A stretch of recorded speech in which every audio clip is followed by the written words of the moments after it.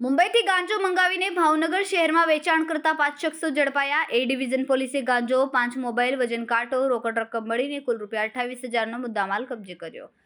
મુંબઈ શહેરમાંથી ટ્રાવેલ્સમાં છૂટક ગાંજો મંગાવીને ભાવનગર શહેરમાં વેચાણ કરતા 5 શખ્સો ઝડપાઈ જવા પામ્યા છે. ઝડપાયેલ શખ્સો વિરુદ્ધ એ ડિવિઝન પોલીસ સ્ટેશનમાં ફરિયાદ દાખલ કરવામાં આવી છે. શહેરના એ ડિવિઝન પોલીસ સ્ટેશનના જવાનોને ચોક્કસ માહિતી મળી હતી કે શહેરમાં રહેતા કેટલાક શખ્સો મુંબઈથી ગાંજો મંગાવીને શહેરના નશાબંધાણીઓને છૂટક વેચાણ કરે છે.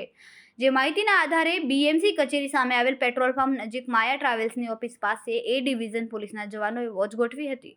દરમિયાન ગાંજાનું પાર્સલ લેવા આવેલ શખ્સને અટકમાં પૂછપરછ કરતા તેણે 5 શખ્સોના નામ આપ્યા હતા, જેમાં ઋતુરાજસિંહ વિરેન્દ્ર ગોહિલ ઉંમર વર્ષ 26 રહે સાધના સોસાયટી દેવબાગ, પરંજ વિજય પટેલ ઉંમર વર્ષ 26 રહે પટેલ પાર્ક સોસાયટી કાળિયાવેડ, જીગર જીતેન્દ્ર સિદ્ધપુરા ઉંમર વર્ષ 27 રહે રેખા સોસાયટી તેમજ જય વિમલ પટેલ ઉંમર વર્ષ 24 રહે વૃંદાવન સોસાયટી દેવબાગ, અભિષેક બાબુ માંગુકિયા ઉંમર વર્ષ 26 રહે સાધના સોસાયટી દેવબાગ અને ગાંજાનો જથ્થો મોકલનાર પાર્થ ભટ્ટ રહે મુંબઈવાળો હોવાનું જણાવ્યું હતું.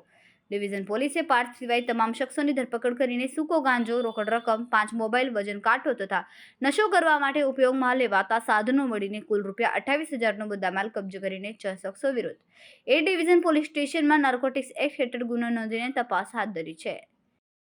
કેમેરામેન બીજલભાઈ માલકિયા સાથે રિપોર્ટર ફિરોઝ મલેક, ભાવનગર.